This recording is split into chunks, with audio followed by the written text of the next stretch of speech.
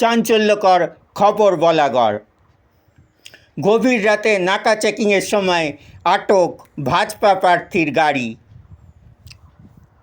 প্রচারের অভিযোগ সোমরা বাজার এলাকায়। পাল্টা অভিযোগ, প্রচার নয়, ফলে পরিস্থিতি উত্তপ্ত হয়।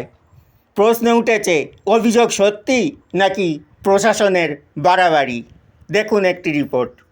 প্রার্থী রাত্রি 11:30 প্রার্থী 5টায় প্রচার শেষ হয়ে গেছে, একটা রাত্রি 11:30 প্রার্থী হ্যাঁ করতে পারে? কোন আইন করতে পারে? কোন আইন আছে?